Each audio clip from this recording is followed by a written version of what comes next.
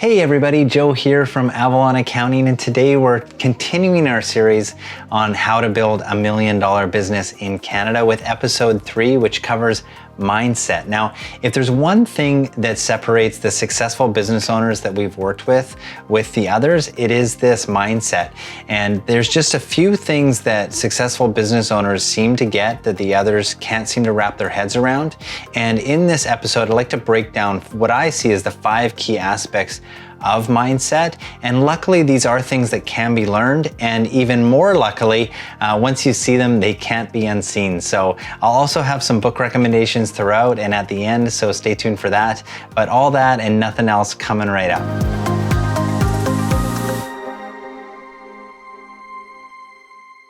All right, the first aspect of mindset is connecting your business vision to your personal vision. Now, one of the best ways to keep your business on track is to connect your business goals to your personal goals. This will help when times get tough. When things are getting a little bit hard, you'll be able to reflect back on your personal goals and push through those difficult times. Now, if you're struggling with personal goals or personal vision and how to structure that in your head, I like to think of the 6 needs that every human has. And number 1 being certainty. So we all need some level of certainty in our lives, and that is kind of the base need that we can all work from. Number 2 is the opposite, uncertainty. So we want a little bit of excitement or something that's pushing us beyond our comfort zone. So that's a really important aspect as well. Number 3 is significance. We all want a sense of importance or status. So that's going to be a really important need for us.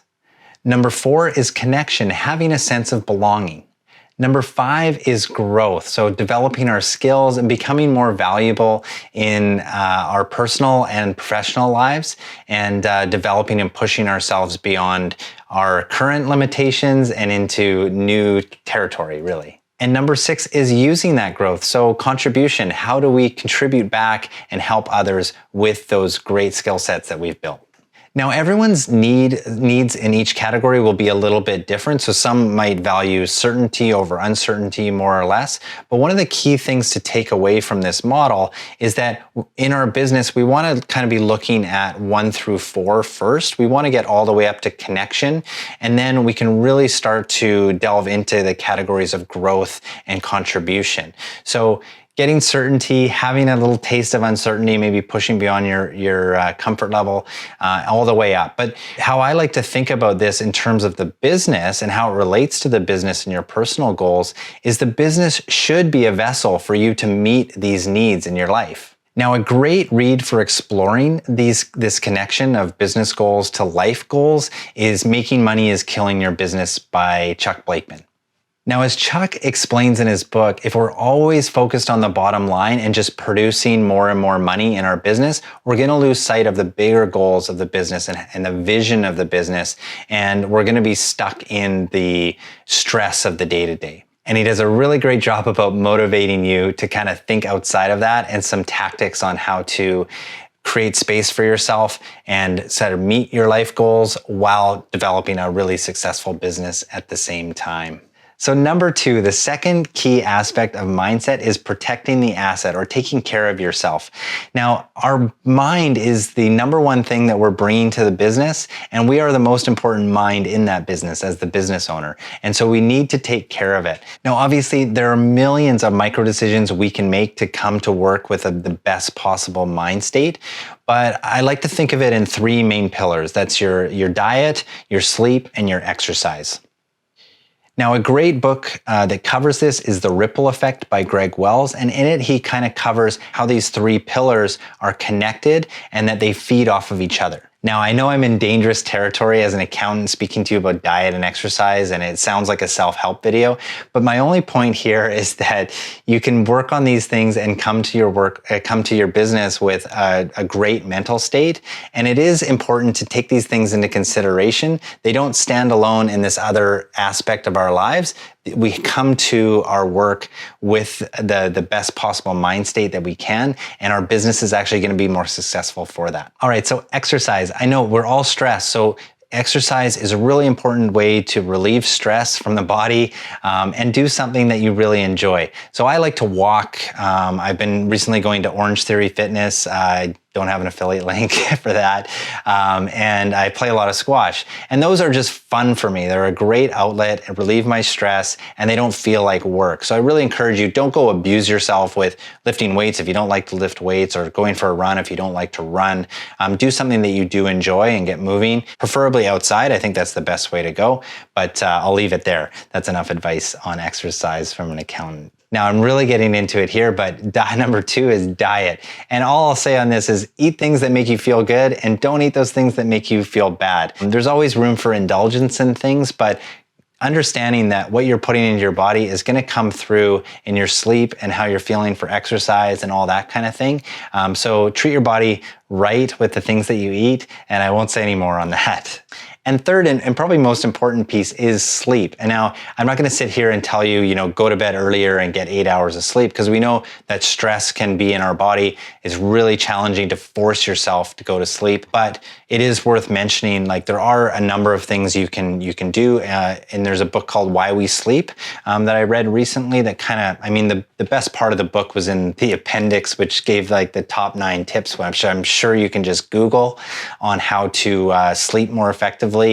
Get better sleep and kind of things to avoid. I don't think there's any surprises there. It's just more noting that, the way we sleep is going to affect the way we come to our work and how we build our business. Now, the last thing I'll say on this is where to start when you're feeling down. And what's worked for me in the past is when I felt very stressed and all these things have gone by the wayside. I'm not eating well, not exercising, and of course, not sleeping well because of stress. The first thing that I go to is exercise, because I feel like I have a lot of control over that. I can muster up the willpower to go for a run. That makes me physically exhausted, so I sleep better. Having slept better, I eat better, and it starts to take on a sort of flywheel effect, and everything kind of gets easier from that point. So I enter it at exercise, but that might be different for you. Maybe eating a few good meals motivates you to go exercise. You can jump into it at any point, whatever works for you. Okay, the third key aspect of mindset is building an abundance mindset. Now, new entrepreneurs often get stuck looking for the lowest cost option for a lot of the services and products that they're buying, thinking that they can kind of cost control their way to success.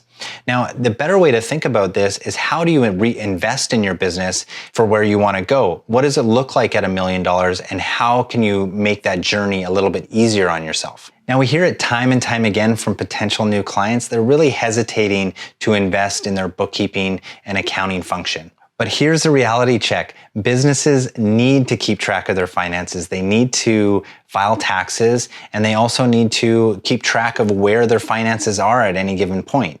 On the flip side, some of our best clients are ones that have been down this road before. Maybe this is their second, third business, and they've made this mistake in the past. They tried to cut corners with their bookkeeping and accounting, and they're willing to invest in that function readily.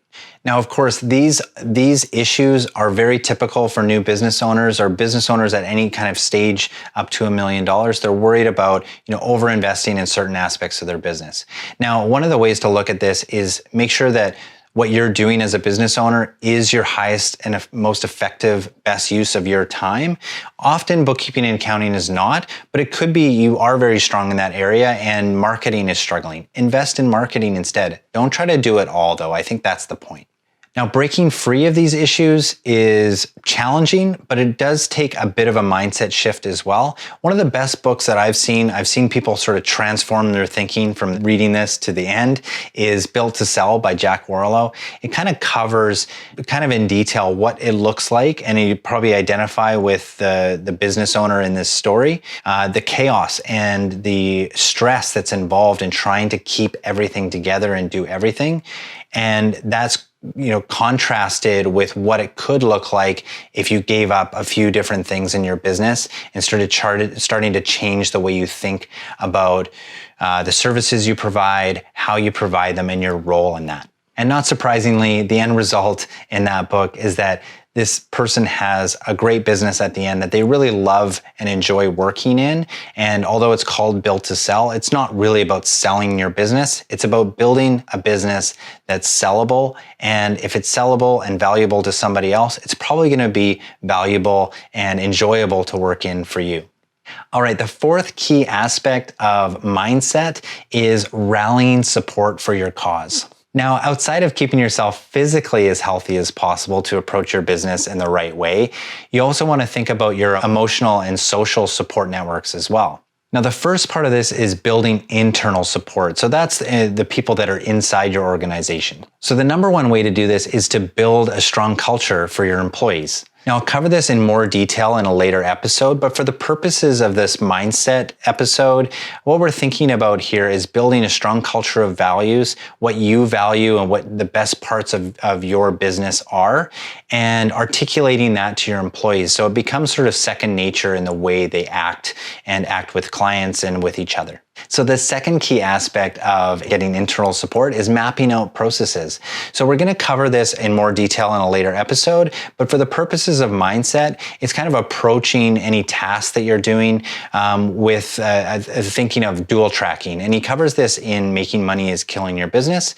But it's whenever you approach a task, see if you can write down exactly the steps that you're taking. It may take you a little extra time to do that, but the way to think about this is, what would I need to write down in order for this to be the last time I ever have to do this task? I could delegate it immediately and know that somebody else will do it exactly the way that I like it to be done.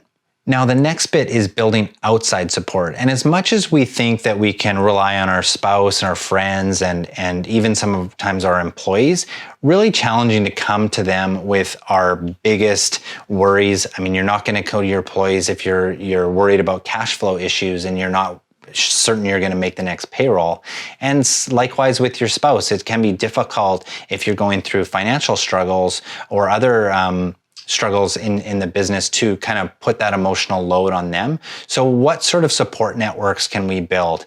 And the key way to do this, I think, is to go to networking events, find other people that are in the same situation as you, other business owners, peers, really, that are approaching the same problems, maybe in a new way, and be able to reflect your problems back to you. And this can be a great sales opportunity as well. You'll meet people and make connections that way. But I think the key part of this is getting support from people that don't really have a vested interest in the business itself, just want to see you succeed or you get through this next challenge. And the last aspect of building a support network is finding a mentor. Now, early on in Avalon's history, I found a business partner, but we were very much peers within the business. So we could bounce ideas off each other. But again, it does take another level of person to come in and really hold you accountable. And a mentor or a coach can do this. And if you are looking for one, you'd like to keep in mind that there's sort of three levels to look at here. So number one is just a well-read person, somebody who's read all the books and has good coaching ability. That might be a great fit for you. Number two is someone who's been around, maybe somebody who's done what you're trying to do. They'll be able to give you more information on how that person did that thing. And if they're a good coach, that can be the next level of value in a mentor. And the third, and I think most valuable type of mentor, really challenging to find someone that's a good coach and is this as well, but is someone that actually has done what you're trying to do in the same industry, same kind of business, and you guys see eye to eye kind of thing. So those are the three levels, and expect to pay more as you go up those levels. But if you are looking for a mentor, keep those levels in mind. And if you're struggling with a mentor and they don't seem to quite get it, just keep in mind that they might not just have the specific experience that you're looking for, and you may be able to still resolve that relationship just by knowing what their limitations are. All right, so the fifth and final aspect to mindset is ego is the enemy. So ego is a very important aspect to running a small business. Of course, we need an ego even to become an entrepreneur and to run a business in the first place, but it is a delicate balance. What our ego can help us with in the early days can also hold the business back. All right, so here's a bit of a checklist or questionnaire that I go through to make sure that my ego is in check. So number one question I ask myself is, why am I holding on to this task or responsibility? Now, it's easy to hold on to these things and kind of keep our self-importance, but is it really for us or is it for the business? So are we doing our highest and best use by doing this task, or will the business be more successful if we can delegate that? Another key part is, do you want to be the face of your company for the long term, or should the brand kind of come to the forefront? And this can be really important for any business, because in the early days, often it is on the owner to kind of build the business, to be doing business development and everything. But at a certain point, it becomes a hindrance. If you can't solve all the problems or meet with all the new clients or anything like that, it can become a real burden on the company because your bandwidth is only so much. Another question that you can ask yourself from time to time, is this an opportunity for the business, or is this opportunity just stroking my ego? So if you get speaking opportunities, or you're asked to do certain things for other businesses, kind of ask yourself whether that's going to benefit the business or that's just benefiting your ego. And usually if you're honest with yourself, you'll know. The next bit is taking feedback on board. So it can be easy to get defensive when you're getting constructive or even destructive feedback, but it is important to kind of put your ego to the side and really ask yourself about the experience of the customer or client and see how you can improve the business. Get beyond the defensiveness and see if there's a gem in there that you can help improve your business and strengthen it. So the delicate balance is, sometimes you are a tool of the business. In order for the business to serve us eventually, we need to serve it in the meantime. It's a bit of a paradox, I know, but the only way to know really whether you're serving your ego or you're serving the business is to be truly honest with yourself. And sometimes that can be tough, but the results are worth it. Eventually, we'll be able to serve the higher purpose of the business and personal goals that we've laid out, rather than our egos sometimes short-sighted or lower goals of just kind of feeling important. So that's a really important consideration when thinking about your mindset as well. All right, so that wraps up the 5 key aspects of mindset for small business owners. And the goal of this episode is, much like the strategy episode, is kind of laying the groundwork for the successful business building that we're about to do. And we will delve into more detail in future episodes about, operations and HR and finance and all of that good stuff. But this is really important to spend this time in planning, spend this time in reflecting on our own mindset and where we're trying to go, because there are rough times in the business. And if we can come back to a solid foundation, a solid platform, those future challenges are going to be a lot easier to deal with. So when it comes to mindset, books are one of your greatest resources that you can go to. And I've got a few of my favorites. Some I mentioned and I'll summarize in here as well. But I want to go through just a few books that have helped me with my mindset. So number 1 is How to Win Friends and Influence People. I think if you haven't read this, just go out and do it. It is one of the most popular self-help books of all time, and for good reason. The other one sort of related to this, I don't have my copy here, but is Success Through a Positive Mental Attitude. I think that's a really important read as well, but similar sort of aspect to that. When it comes to diet, I think one of the best pieces of advice, and something I go back to all the time, is from this book. I ripped the jacket off it, but it's In Defense of Food by Michael Pollan. Eat food, not too much, mostly plants. I mean, that's as simple as it gets as far as diet goes. Next one up, I didn't mention earlier, but I will mention now, is The Productivity Project. And they do cover sort of your mental state and how to approach your work in the best possible way without it being too hustle, which I try to avoid. It's very practical advice in The Productivity Project by Chris Bailey. I did mention Built to Sell. That is a great one. And I also mentioned Making Money is Killing Your Business, which is a great read. And the last one was The Ripple Effect, which I read on Kindle, so I don't have a copy here, but highly recommend that as well. But in the meantime, looking forward to seeing you on the next episode. Thanks for watching, and thanks again for all your support. If you can hit us a like, subscribe to the channel if you are new, and we'll see you on the next episode. Cheers.